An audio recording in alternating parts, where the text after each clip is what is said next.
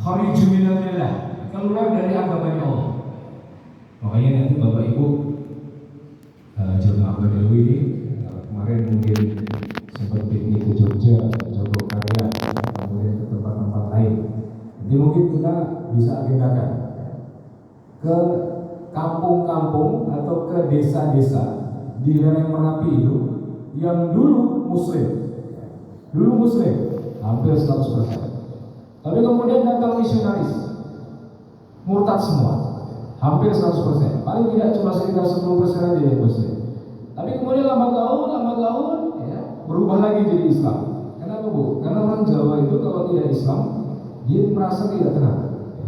Ada seorang sepuh, udah tua. Loh, Mbah kok balik ning Islam mulai? Oh, aku balik ning Islam mulai. Lah apa kok balik ning Islam? Aku ngerti, kalau aku mati orang yang sing nahlili, ya, tidak ada yang tahlilan buat saya. Sederhana sekali. Dan orang tua itu biasanya mereka betul-betul Bapak Ibu merasakan apa yang disampaikan oleh Allah. Ala bidzikrillah tatma'innul qulub. Ketahuilah bahwa dengan zikir itu menenangkan hati. Gak ada amalan di agama lain itu yang ada amalan zikirnya. Makanya dikatakan oleh Allah, ala bidzikrillah tatma'innul qulub. Ketahuilah bahwa dengan zikir itu menenangkan hati. Hanya dengan cukup Allah, ya. Hanya dengan gerah, nggak bisa kemana-mana, cuma bisa di atas tempat tidur. Hanya dengan Allah. Itu sudah tatma'innul qulub. Nggak percaya? Hari ini pandemi sudah 2 tahun. Ini datang lagi virus varian baru Omicron, ya. Bagi yang nggak percaya kemudian dibuat lelucon. Pokoknya berharap Natal, tahun baru, ya. Pak Do, itu virus anyar. Ya. Kemudian baru hilang meneh. Ya. Nah, orang pandemi ini bagi mereka yang terdampak luar biasa. Kemarin jamaah masjid saya habis rapat di masjid saya itu biar jamaahnya itu akrab, ya. Jadi sebenarnya cuma 3 RT Pak, RT 1, RT 2, RT 3, 1 RW, RW 20. Cuma saya lihat kok di masjid itu orangnya cuma itu saja, ya, tidak nambah-nambah. Akhirnya kita kasih jaring pengaman sosial, kita bagi sembako, tetap nggak nambah.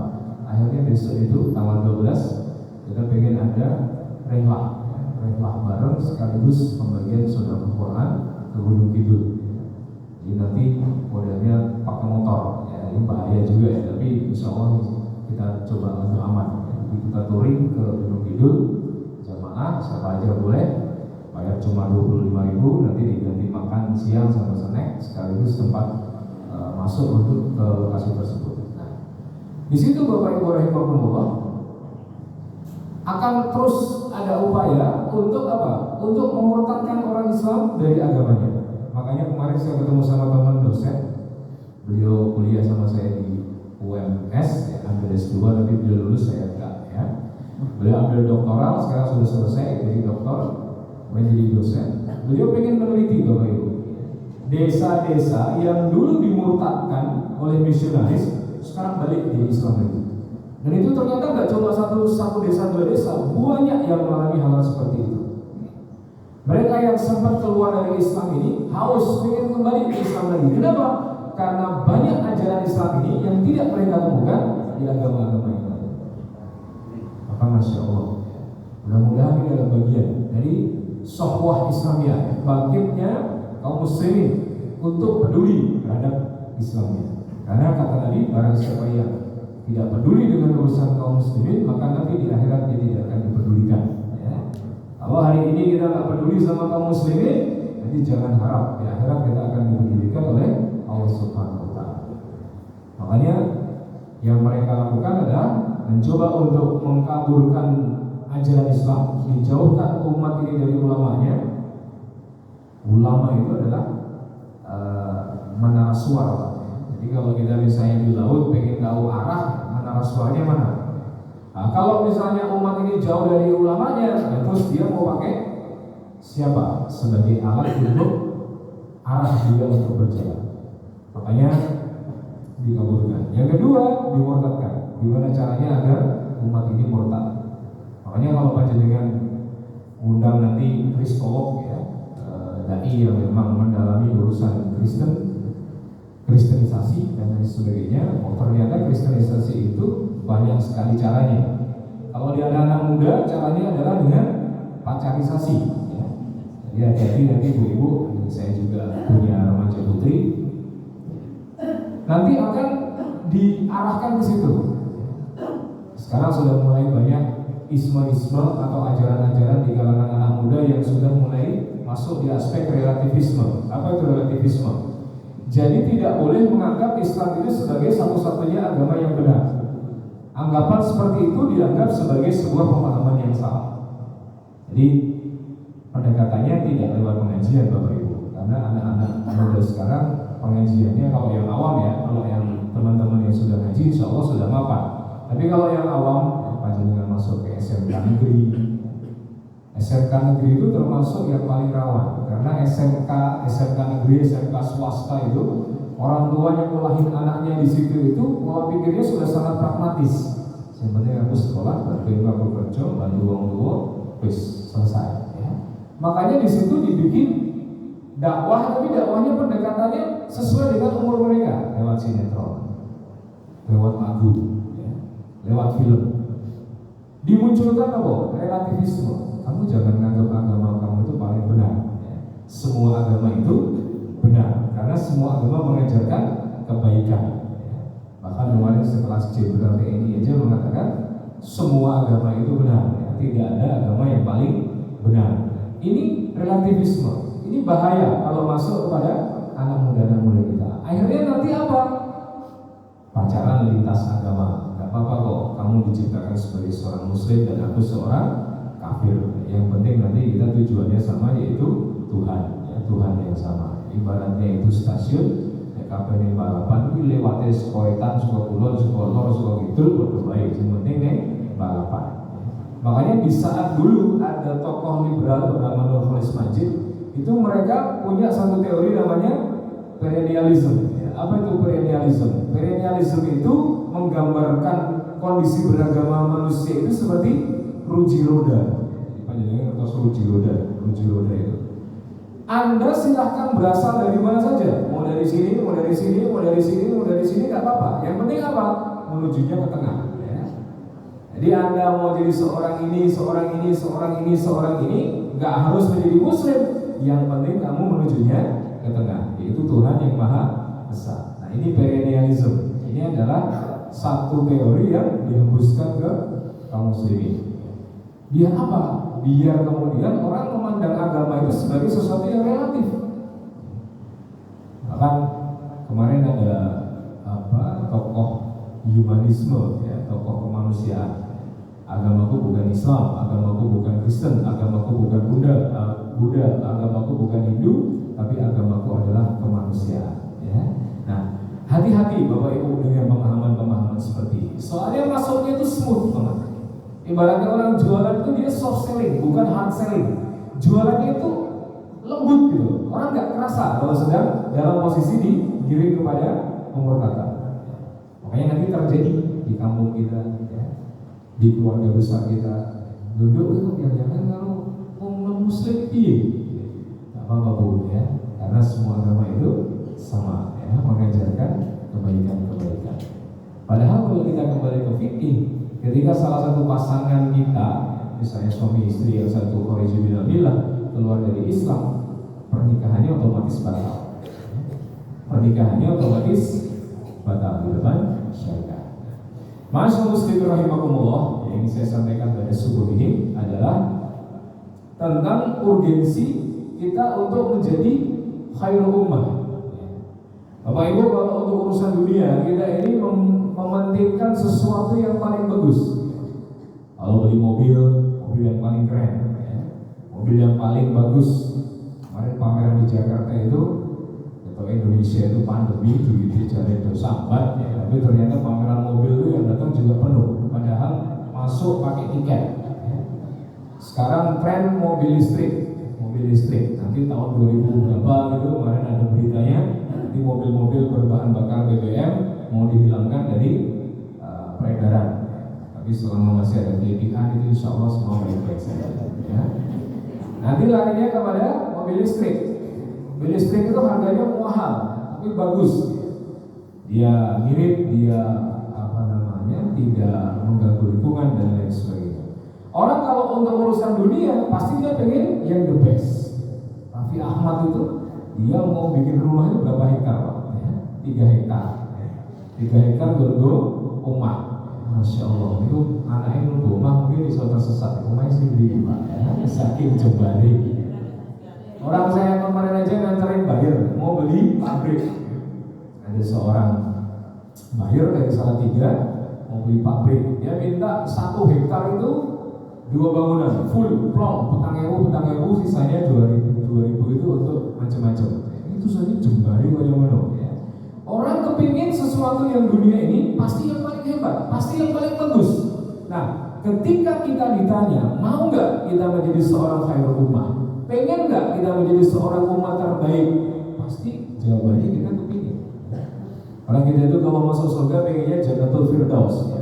Kata Nabi, kalau kamu pengen masuk surga, mintalah Allah surga yang paling tinggi. Surga paling tinggi itu apa? Jannatul Firdaus. Maka dikatakan oleh Allah Subhanahu wa taala dalam surat Al-Imran ayat 110. A'udzubillahi minasyaitonir rajim. Kuntum khairul ummah. Kalian ini khairul ummah, ukhrijat linnas, yang dikeluarkan dari manusia, yang dilahirkan dari manusia. Ta'muruna bil ma'ruf wa tanhauna 'anil munkar wa tu'minuna billah. Kalian ajak orang-orang kepada kebaikan, kalian cegah orang dari kemungkaran, dan kalian beriman kepada Allah Subhanahu wa taala. Nah, sebagian ulama salaf, Bapak Ibu, ulama salaf itu adalah ulama terdahulu. Mereka mengkategorikan bahwa orang itu hanya akan bisa dikategorikan menjadi khairul ummah kalau memenuhi 3 syarat ini. Kalau dia nggak ada 3 syarat ini, maka dia tidak akan jadi khairul ummah. Apa tadi syaratnya? Ta'muruna bil ma'ruf, ngajak kepada hal-hal yang ma'ruf. Nah, pertanyaannya sekarang, ma'ruf itu yang kayak apa? Kalau para ulama mendefinisikan ma'ruf itu dengan segala sesuatu, ya, nopok kemauan, semua hal yang sifatnya itu menjadikan seorang hamba lebih taat kepada Allah Subhanahu wa taala. Jadi apapun Bapak-bapak, Ibu-ibu, yang bisa menjadikan seseorang lebih taat kepada Allah. Nah, sebagai seorang dai, sebagai seorang aktivis Islam, kita harus berpikir nih, ta'muruna bil ma'ruf ini soalnya luas sekali. Ngajak orang kepada baik itu sifatnya luas sekali, tergantung metode panjenengan apa. Monggo. Contoh Bu ya, Pak ya, saya kasih contoh. Di Pontianak itu ada namanya Masjid Munzalan. Nanti silakan di googling. Kiainya itu masih muda, namanya Kiai Luqmanul Hakim. Beliau itu Bapak Ibu punya pendekatan menarik ya, untuk jamaah masjidnya. Biar orang datang ke masjid itu, masjidnya itu punya slogan apa? 3M. Kalau pandemi COVID-19 ini kan 5M ya. Ini 3M. 3M itu apa? Makan. Jadi pendekatan itu apa? Makan toh ya, makan. Itu kalau misalnya beliau programnya ini diterapkan di Badawi, Pak, mungkin kita belum kuat, Pak. Jadi beliau itu bikin program jemput jamaah. Di jamaah itu kalau mau sholat dijemput pakai apa? Nah, ini diteruntungin burung karuan ya. Ini apa? Jadi jamaah perumahan itu diambil satu-satu pakai apa? Alphardnya banyak, nggak cuma satu. Masuk Alphard, dibawa ke masjid. Jadi sampai masjid 3M tadi. Habis sholat makan. Jangan sampai kaum muslimin itu kelaparan. Beliau ada program namanya sedekah beras, dan itu sudah nasional.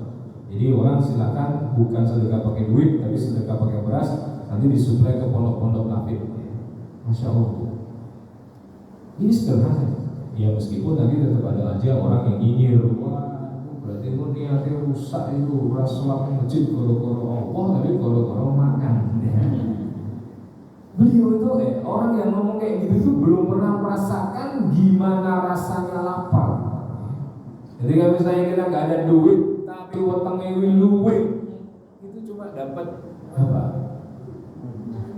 Jumat berkah. Ya. Nasi bungkus cuma oseng-oseng karo suwiran dong. Ya. Itu pun sebenarnya orang panas ya, sebenarnya aja. Itu tapi kalau kita pas jadi musafir Bapak Ibu, wah itu sangat worth it, itu sangat berharga. Saya rasakan sendiri ketika perjalanan ke Pacitan, berarti di Wonogiri, sholat Jumat, pas ada Jumat berkah. Jadi habis sholat Jumat disuruh ngambil nasi di situ, kemudian cuma dikasih air putih gelas itu. Wah, itu sudah luar biasa.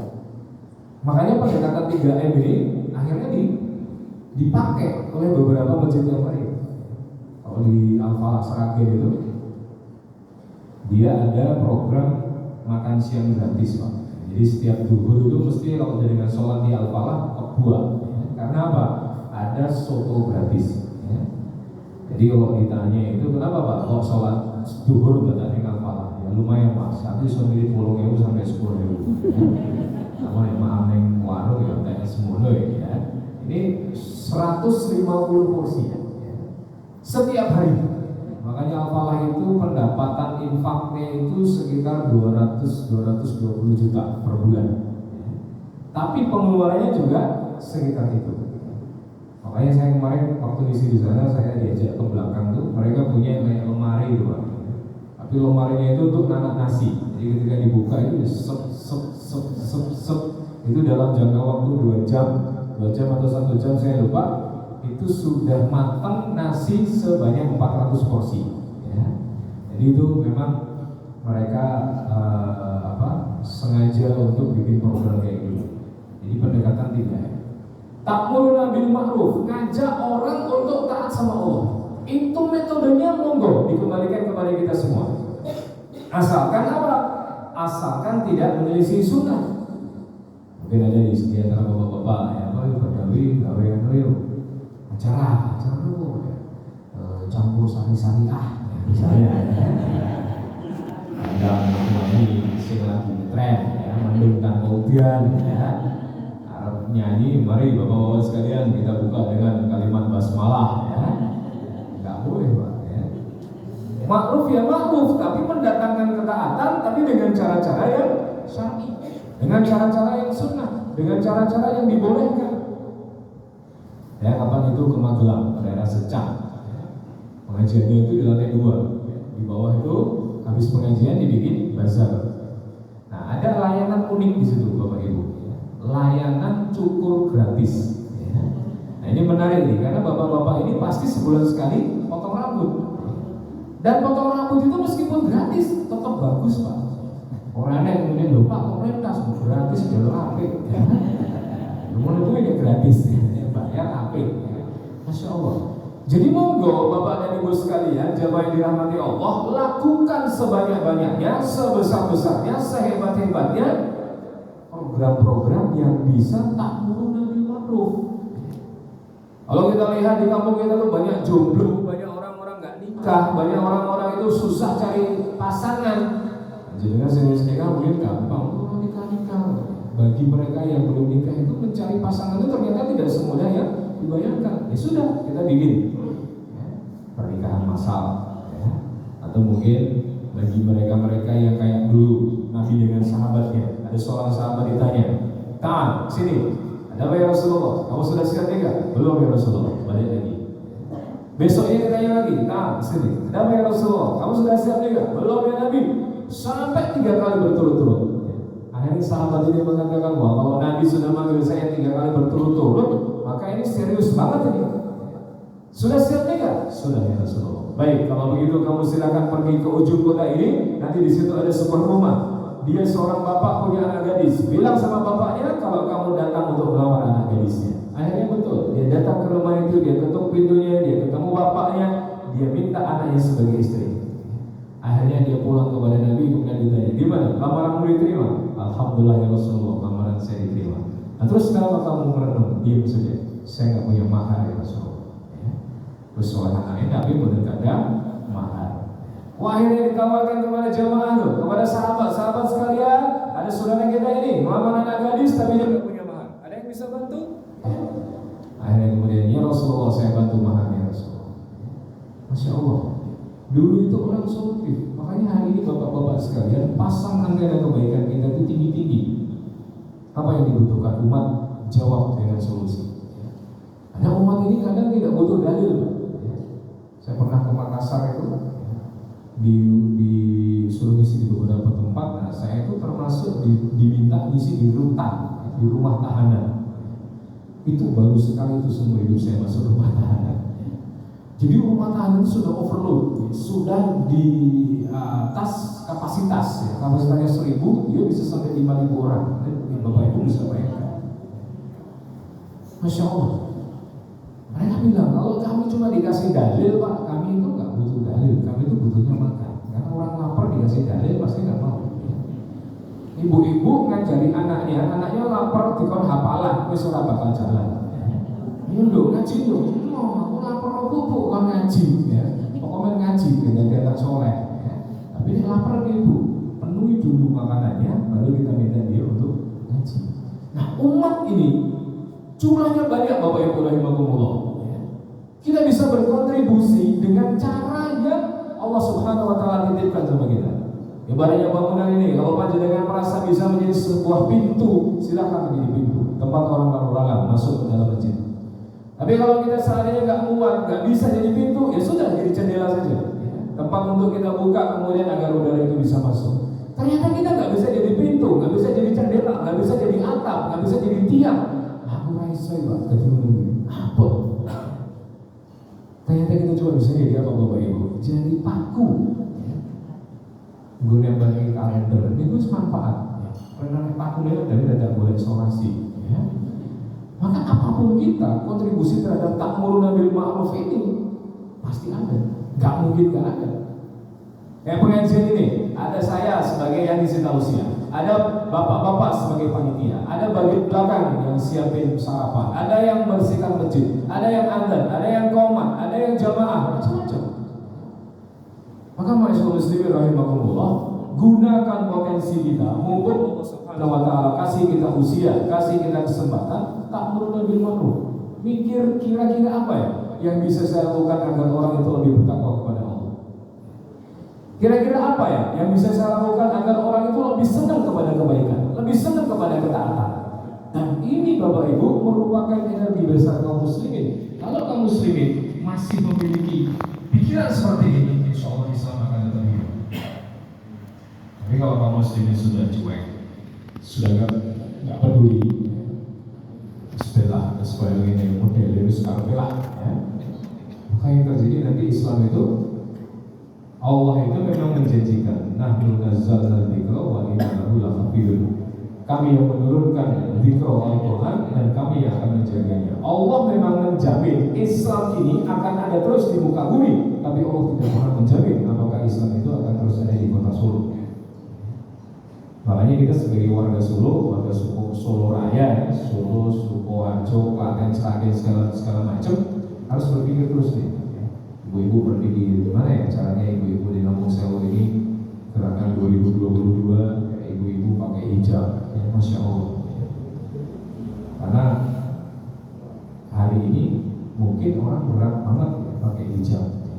Sampai lagu ini kan ngoten nih, aku mau coporan sarungan, kowe belanja daster. Aku belanja aku daster. Ya kudune aku mau coporan sarungan, kowe belanja jilbaban. Ya kudune kan gitu. Tapi karena seniman ini mendakwahinya juga butuh waktu. Nanti kapan-kapan silakan Bapak undang teman saya ya, komunitas seniman Eling Gusti. Jadi beliau itu mendakwahi para pemain-pemain campur sari, pecinta lagu, dan alhamdulillah lewat pendekatan ikro dan sebagainya banyak seniman yang balik kepada Islam. Ta'muruna bil ma'ruf. Monggo, kalau dengan saya bicara terobosan-terobosan apa yang kira-kira paling bagus, kira-kira yang paling menarik bagi umat untuk kembali kepada Islam. Mungkin ada yang pendekatannya dengan pengajian, mungkin ada yang dengan pendekatannya itu bakti sosial, ya. Kayak teman-teman kita yang sedekah dengan warung murah itu kemarin bikin film judulnya 2000, maksudnya 2000 itu apa? Mereka kumpulkan donasi, mereka masak, kemudian pakai pickup atau mungkin pakai Fukuda itu ya, motor roda 3. Mereka datang ke lokasi-lokasi yang marginal, tempat-tempat kaum muslimin yang mungkin dalam posisi yang tidak beruntung. Di situ dia jual makanan. Udah dapat nasi, dapat sayur, dapat lauk, ya, kadang lele, kadang tahu tempe, kadang lele dan tahu tempe, kadang sayur, wis nganggo teh, wis nganggo es teh, cukup bayar 2.000 saja. Masya Allah. Akhirnya dia bikin film dan alhamdulillah setiap malam minggu beliau keliling bersama timnya itu nyari orang-orang yang tunawisma. Kalau bapak ibu mungkin tidur di rumah pakai AC, pakai spring bed empuk, tapi banyak saudara kita itu bapak ibu yang tidurnya cuma pakai alas kardus di depan emperan-emperan toko. Mereka nggak tahu besok makan apa. Kalau kita mungkin pikirnya besok aku milih makan opo, ya. Tapi mereka itu mikirnya besok makan opo saja mereka nggak bisa jawab. Mungkin ada di antara kita atau mungkin saudara-saudara kita yang dalam urusan makan kita nggak khawatir. Tapi ternyata ada saudara-saudara kita itu yang besok makan apa saja itu mereka nggak bisa jawab. Nah mereka datang ke situ. Nah kalau panjenengan mungkin berbakat di situ, tafadhol silakan. Ada seorang ibu kemarin, Ustaz saya punya ruko Ustaz, mau saya bikin warung Ustaz, warung apa tuh? Warung gratis. Silakan datang makan secukupnya, kemudian nggak usah bayar. Nah, terus gimana itu Bu? Gak apa-apa, sampai habis gak ada masalah. Soalnya beliau ini sepandungan gajah bapak ibu, ya. Berwarung gratis itu sedikit sekali buat beliau. Tapi alhamdulillah, kalau kontribusi kita dalam menciptakan ma'ruf itu bisa kayak gitu, apa silahkan. Mungkin di Kampung Sewu kita survei berapa banyak bapak ibu yang punya anak-anak kecil yang belum hitam. Ya. Saat ini panjenengan survei mawon Mbak, jasa hitam itu paling murah 750. Kalau mau pakai laser hitam sambil main game itu bisa sampai 1,5 juta. Lagi main game buru-buru bisa rampung. Betul Pak, wis ya. Masya Allah. Makanya mungkin kita bikin program hitanan masal. Loh Pak, warnanya gak ada yang hitam, betul terangkat ya Mas, larang. Makanya ketika hitanan masal itu ya saya lihat yang pucat itu bukan anaknya, mama bapak-bapak ya. Anaknya santai baik ya, benar masalah soalnya orang ngerti rasanya. Tapi Pak Esi Islam di kita itu mah pucat ada sing semaput barang ya. Soalnya anaknya nangis-nangis dulu. Apapun yang kira-kira bisa mendatangkan ma'ruf kita jalani. Kemudian yang kedua, masyaallah muslimin, yaitu tanhauna 'anil munkar, mencegah kemungkaran. Napa niku Bapak Ibu definisi kemungkaran? Menurut para ulama, al-munkar itu adalah segala sesuatu yang bisa mendatangkan kedurhakaan kepada Allah Subhanahu wa taala. Mungkar ini bisa dilakukan oleh orang awam, bisa dilakukan oleh orang berilmu, bisa dilakukan oleh para penguasa, siapapun selama dia seorang manusia, dia ada potensi untuk berbuat mungkar. Makanya tugas kita Bapak Ibu rahimahullah mempersempit peluang orang untuk berbuat kemungkaran. Kalau panjenengan Gunung Sukoharjo itu yang taman, namanya Taman Paku Joyo. Ya. Itu ya orang masuk ke situ ya dolanan anak-anak kecil, taman-tamannya banyak, sejuk, enak. Ada spanduknya. Jangan pacaran di taman ini, nekat pacaran diterapkan hukum Islam. Ya, akhirnya anak muda itu nggak berani pacaran di situ. Itu termasuk apa? Tanhauna 'anil munkar. Mengupayakan sekuat tenaga apa Bapak Ibu supaya manusia itu tidak cenderung kepada durhaka kepada Allah Subhanahu wa taala. Makanya ini lebih berat daripada amalan yang ta'muruna bil ma'ruf. Kalau ta'muruna bil ma'ruf ini insyaallah risikonya kecil. Kemudian sampai kayak pengajian itu risikonya kecil. Tidak ada orang membubarkan pengajian kita. Tapi kalau seandainya tanhauna 'anil munkar, ini risikonya besar. Tidak semua orang mampu untuk melakukan. Nabi Ibrahim tanhauna 'anil munkar kepada musuhnya. Apa yang dilakukan? Beliau dilemparkan ke api yang menyala-nyala. Nabi Nuh tanhauna 'anil munkar. Apa yang dilakukan? Beliau dimusuhi oleh kaumnya. Saya kemarin nulis buku itu, ada pesanan dari penerbit, tolong nulis buku 5 ya. Buku Ulul Azmi, Mukjizat Nabi-Nabi. Nabi-Nabi itu ada 5 ya. Ulul Azmi itu. Nabi Muhammad, Nabi Musa, Nabi Isa, Nabi Ibrahim dan lain sebagainya. Nah, sudah saya setor, itu kecer satu Pak ya. Ternyata saya salah nulis ya. Saya tulis itu Nabi Daud, padahal Nabi Daud itu nggak masuk di situ ya. Harusnya Nabi Nuh ini, Ustaz. Oh iya, Nabi Nuh lupa. Akhirnya saya buka-buka lagi referensi. Masya Allah Bapak-bapak, Ibu-ibu sekalian. Para ulama itu mengatakan, kalau kita ingin mengamalkan dua hal ini, ta'muruna bil ma'ruf wa tanhauna 'anil munkar, bekalnya itu apa? Bekalnya itu sabar.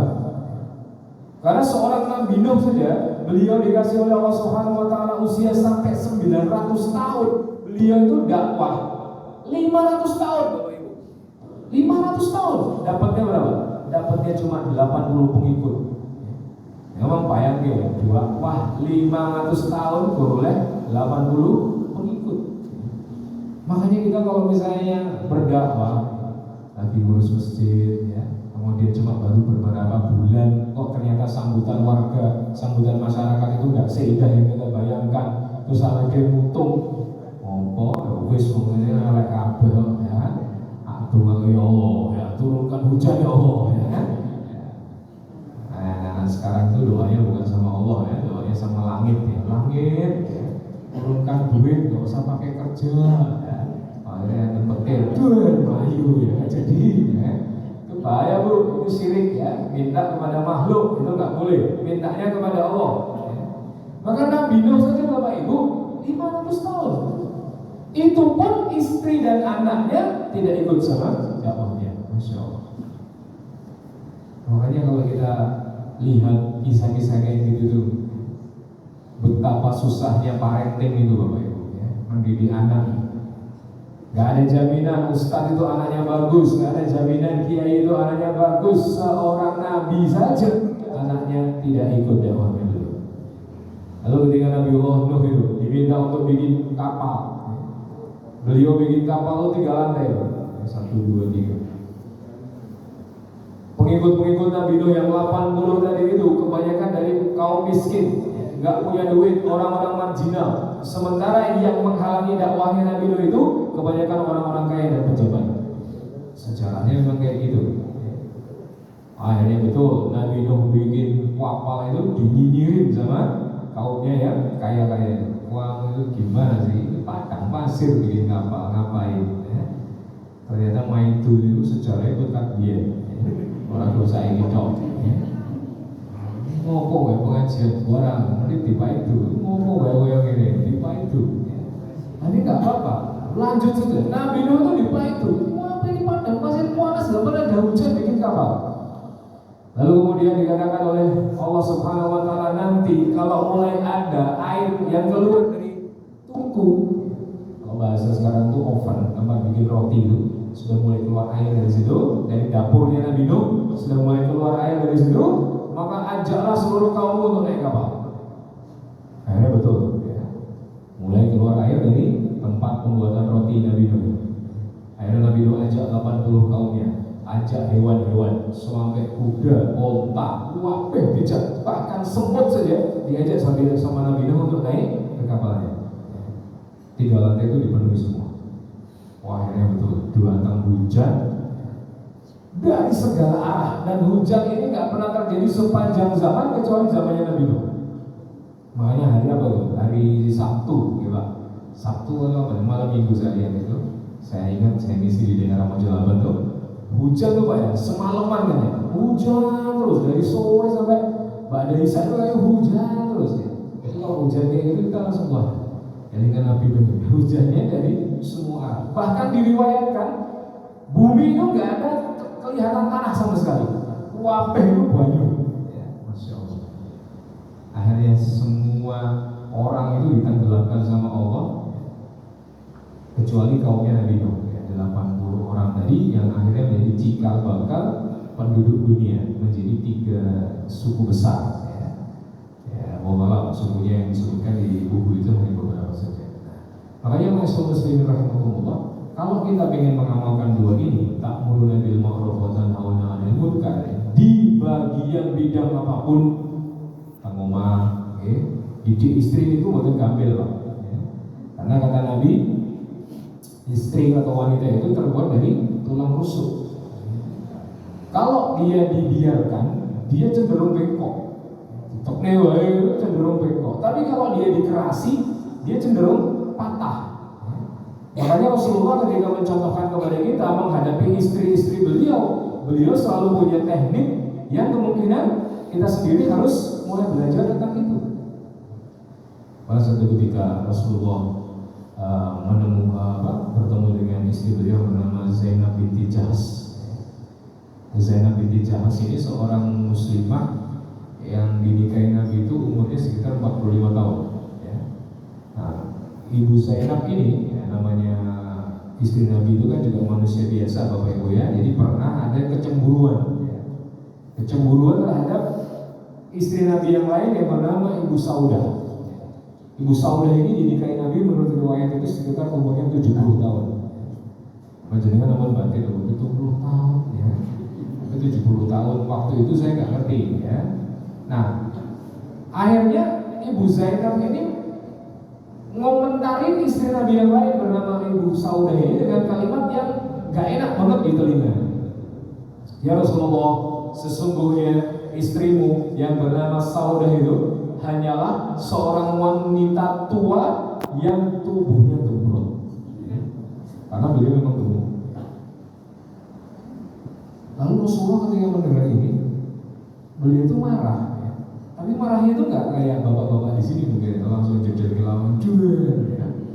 Beliau cuma bilang apa? Wahai Zainab, kalau seandainya omongan kamu itu dicampur dengan air laut di seluruh muka bumi ini, maka seluruh air laut itu akan menjadi tawar gara-gara omongan kamu. Langsung macet, mingkem ya, Ibu Zainab binti Jahsh. Jadi bapak-bapak mungkin kita juga harus belajar kayak gini ya, agar istri-istri kita itu ya, kayak perempuan itu kan kalau menurut para psikolog ya, Ibu Dr. Aisyah Dahlan itu kan mengatakan perempuan itu diciptakan dengan 20.000 kata-kata. Ya. Sementara kalau laki-laki itu cuma diciptakan dengan 7.000 kata. Makanya kalau marah, laki-laki cenderung diam. Biasanya jalan sarapan, jalan sarapan. Biasanya kopi bu, gimana bu Ayo, sulit ya. Biasanya aku makan seyok, pamitan itu langsung bueng, ya, sulit. Tapi kalau perempuan marah itu gimana pak? Koyo kaset ngelokor, apa kuat disebut. Makanya Bapak Ibu rahimahumullah, di rumah ta'muru bil ma'ruf. Kondisikan monggo rumah kita ini untuk suka dengan kebaikan. Caranya bagaimana? Panjenengan yang lebih tahu tentang rumah panjenengan. Kok ini rumah rasanya hampa. Ini rumah kayak suruh-suruh Quran belas. Ya. Di rumah kok nggak ada aktivitas baca Quran sama sekali, nggak ada aktivitas saling menasehati. Mulai melebui panas, pengen nesu, pengen berapa tuang tok. Ya. Coba ta'muru bil ma'ruf. Di rumah kita lakukan itu. Kemudian di kantor kalau kita nggak bisa nih, ya, saya bukan siapa-siapa pak di sini, saya nggak pegang kebijakan sama sekali. Itu jadi contoh aja. Makan sambil duduk, pakai tangan kanan, tidak dalam posisi berdiri, apalagi jalan-jalan. Ya. Kalau kita berjanji kita tepati, kalau kita dipercaya kita akan amanah. Kita pakai teladan itu. Tanhauna 'anil munkar. Di rumah, di masyarakat, di tempat kerja, kita usahakan untuk mencegah kemungkaran. Man ra'a minkum munkaran falyughayyir bi yadihi. Kata Nabi, kalau kalian melihat kemungkaran falyughayyir bi yadihi. Rubah dengan tangan. Bisa dengan tangan langsung, bisa dengan diartikan oleh para ahli hadis dengan kekuasaan. Ada dengan yang dipercaya jadi ketua RT, ketua RW, lurah, kepala desa, camat, bupati, gubernur, presiden, gunakan wewenangnya. Untuk apa? Ta'muru bil ma'ruf wa tanhauna 'anil munkar. Di Aceh kemarin kan sempat ramai ya, karena ASN diminta untuk sholat jamaah di masjid. Makanya yang nggak suka sholat jamaah mungkin marah. Ada kepala daerah mewajibkan ASN untuk sholat duha. Ya, pada sholat duha ini sunnah tapi diwajibkan sama dia. Mungkin lebih kepada aspek membina karakter. Ya. Jadi jangan dipersoalkan tentang wajibnya Bapak Ibu, tapi itu lebih kepada tarbiyah. Ya. Makanya Fani Wakil dia di rumah lihat anak kok nggak sholat, ya ayo. Ya. Ta'muruna bil ma'ruf wa tanhauna 'anil munkar. Bapak-bapak sering-sering cek istrinya, ya. Bu, sholat. Karena kadang-kadang ibu-ibu ini kalau Isya nggak ikut sholat di masjid, banyak yang terlena. Pak Isya setengah 8 jam 8 nonton TV, nonton Mbak Andin karo Mas Al, Ikatan Cinta, sesuai turu ngantuk. Kamu mau bisa ujung-ujung Isya pun jam 12, setengah 1. Makanya cek, bapak-bapak yang punya anak-anak cek sholatnya bagaimana. Makanya kata Nabi kalau sudah umur 10 tahun gak mau sholat boleh dipukul, tapi memukulnya bukan pukulan yang membekas dan bukan di wilayah depan. Namun dikayang pak, sholat tuh kekuatan penuh, ya kan? Harus bepuk mencelat, ya. Lebih kepada pukulan-pukulan yang sifatnya tarbiyah. Makanya sebelum masuk 10 tahun, 7 tahun sudah harus dibiasakan. Makanya dalam ilmu kependidikan, if you taught me, I will forget. Kalau kamu cuma nasihatin saya, kata anak, saya lupa. If you show me, I will remember. Tapi kalau kamu contohin saya ingat. If you ask me to do it together, I will remember forever. Tapi kalau kamu ajak saya melakukannya bareng-bareng, saya akan ingat selama-lamanya. Jadi kayak pergi ke masjid kayak gini. Nah kalau cuma kita bilang, di masjid, di masjid, ya kan? Anaknya protes, bapak kok orang, bapak wis gede, ya. Bapak sholatnya rumah. Ya. Itu dia lupa nanti bu, ya. Lupa. Kalau cuma dinasihati kayak gitu, kalau Ta'ala Quran kali lupa dia. Tapi kalau if you show me, I will remember. Kalau ditujukan ya, kalau oleh bapak ini deh. Kerumunan langsung di masjid, kerumunan langsung di masjid. Anaknya lihat, oh iya bapak gue yang kerumunan mesti di masjid. If you ask me to do it together, I will remember forever. Kalau kamu ajak saya melakukannya bareng-bareng, saya akan ingat selama-lamanya. Cekal tangannya anaknya, ayo di masjid kalau bapak. Udah tidur kayak Romeo, Mangewu. Akhirnya masjid kecuali Romeo, Mangewu belum pernah dikodain pak. Itu nanti kalau dia udah punya anak, sudah gede, sudah berkeluarga, punya anak, dia akan cerita sama anaknya, biar bak kamu subuh, aku di sana masjid. Tiga edit Romeo, edit Mangewu, kamu bawa udah pak. Anaknya protes, nah bapak kan ngajak aku. Oh iya, aku beda kan pak boleh. Jatuh ya gimana? Nah sekarang pinter-pinter loh ibu ya, makanya kebanyakan licin, jadi pinter banget ya.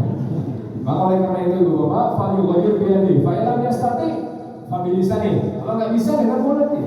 Nah, mulut ini bisa berarti dua, bisa omongan, bisa tulisan. Nah, omongan ya monggo kita nasihati keluarga kita, keluarga besar kita, masyarakat kita. Ya. Karena hari ini orang tuh kuat-kuatan pak, kuat ngejak baik atau kuat ngejak buruk.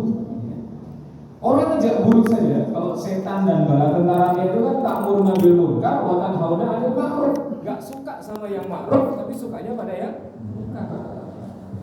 Bicaranya menungso menika atau kali Gusti Allah. Bicaranya menungso menika orang seneng kebaikan. Makanya caranya bisa banyak sekali. Fa ilam yastati fa bi qalbi. Kalau nggak bisa cukup dengan hati. Wa huwa al-aful iman, dan dia adalah iman yang paling lemah. Kalau penjaga samiran dari kekuatan, randui tangan, ame ngomong yang rawani, isin, okewo, peti, ya. Akhirnya ngomong pakai apa? Hati. Kita cuma bisa membenci saja. Ya Allah, koyo ngono yo, keceme. Tapi yo piye nggak boleh sama ngomong-ngomong isane gue batin. Maka di sini dikatakan al-aful iman. Maka Bapak Ibu rahimakumullah, hari ini kita hidup di Indonesia. Indonesia ini adalah kapal besar kita, di mana kita hidup. Makanya kalau kita lihat ada orang melakukan kemungkaran dan kita diam saja, kapal itu nanti akan tenggelam. Tidak cuma menenggelamkan orang yang berbuat maksiat saja, tapi juga menenggelamkan seluruh penghuninya. Kalau panjenengan pengen ke Wonogiri, numpak perahu tengkarang baleo, tiba-tiba enten penumpang bolingis pak. Perahu itu dilingis itu. Kalau jenengan lihat, mesti kan ngerti resikonya itu. Ini pak ini kok bolingis, di pulau itu mana celok kabeh, wah itu yang sama pasti. Wah akhirnya panjenengan langsung lari, cekel wonge, cekel lingisnya, gua, pak coba pulang pak, celok kabeh pak. Yang benar kan kayak gitu. Ketika lihat ada orang melakukan kemungkaran, kita langsung cegah dia. Akhirnya kita selamat sampai di daratan lagi. Tapi kalau kita diam saja, tunggu ya Pak, terus gitu ya kan. Semangat Pak, ya kan. Aku padamu gitu ya. Ya, mendelep ora terus gawe di stop kabeh satu penumpang mendelep. Makanya kalau sebutnya desa, sebutnya kampung, sebutnya RT, sebutnya RW, ada orang berbuat maksiat di situ, ya kita turun tangan. Tapi semua ada adabnya, ya, ada ilmunya. Makanya ada buku tebal, judulnya Ighosatul Lahfan, tulisannya Ibnu Qudamah. Itu dibahas detail banget gimana caranya kita nahi munkar. Sempat di situ dibahas kalau seandainya ada orang berbuat maksiat 7, 8 orang, sementara Anda cuma seorang diri, tidak disyariatkan untuk melakukan nahi munkar kepada yang bersangkutan. Wong teman-teman itu, ya. Kalau dia boleh kok kecil, teman-teman ya. Kita mau nahi munkar nih, tapi kita seorang diri. Mas, semandek ora, beda-bedanya. Di Jawa, wong itu ini orang iso piye. Ya ora piye Mas, aku berusul Mas, ora ya wis ya kan. Akhirnya kita mundur. Mungkin terjadi baku hantam, tapi kita sendirian dikeroyok wong itu. Akhirnya nanti apa? Kita kalah. Dapat berita di luar, seorang takmir masjid bejol-bejol dipukulin sama orang-orang yang minuman keras. Kata para ulama, sebaiknya panjenengan cari dulu bantuan 6 orang atau setidaknya jumlahnya sama. 7 orang pas, mereka 7 orang, kita 7 orang, kita datang, kita hisbah dia. Saya menghisbah kamu. Kenapa kamu minum keras? Kalau berhenti, kalau jumlahnya bodoh, itu kalau itu, ya Pak, saya berhenti Pak, bubar. Makanya dalam amar ma'ruf nahi munkar harus tahu adabnya, harus tahu ilmunya. Pernah suatu ketika Umar bin Khattab menghisbah, menahi munkar warganya. Jadi warganya itu minuman keras tapi di dalam rumahnya Pak. Berhubungan, ngajak koncone, tuku minuman keras, dikancing, konjol. Umar bin Khattab tahu di dalam rumah itu sedang dipakai minuman keras. Lewat pintu depan dikancing, lewat pintu buri dikancing. Akhirnya Umar bin Khattab radhiyallahu itu naik ke lantai, naik ke atap. Kemudian menjebol atapnya, mencorot spanduk. Saya hisbah kalian, saya nahi munkar kalian, karena kalian telah minum minuman keras di dalam rumah ini. Nah, saya teman-teman itu ngerti ilmu. Orang bersekedar teman-teman. Wahai Amirul Mukminin, kalau Anda menghisbah saya karena minum minuman keras, saya juga menghisbah Anda karena telah masuk rumah saya lewat atap, ya, bukan lewat pintu. Itu mah kula Amirul Mukminin. Jenengan meh mlebu kudune bedog-bedog lewat pintu ngarep. Niki jenengan jebol atap ini berarti jenengan masuk tanpa izin. Maka saya hisbah Anda karena telah melakukan kemungkaran masuk ke rumah warga tanpa izin. Wah, jadi pengen mencegah kemungkaran malah dicegah berhenti. Ya. Makanya Bapak Ibu semuanya itu butuh kesabaran dan butuh ilmu. Ya. Demikian mungkin sedikit yang bisa saya sampaikan pada kesempatan subuh kali ini, mudah-mudahan bermanfaat. Semoga Allah bisa menguatkan kita dalam 3 amalan ini. Ta'muruna bil ma'ruf wa tanhauna 'anil munkar wa tu'minuna billah. Menjaga iman kita, iman keluarga kita, iman bangsa kita agar kemudian nanti kita bisa menjadi orang yang dijanjikan surga oleh Allah Subhanahu wa taala. Demikian dari saya, alhamdulillah. Subhanakallahumma wa bihamdika asyhadu an la ilaha illa anta astaghfiruka wa atubu ilaik. Assalamualaikum warahmatullahi wabarakatuh.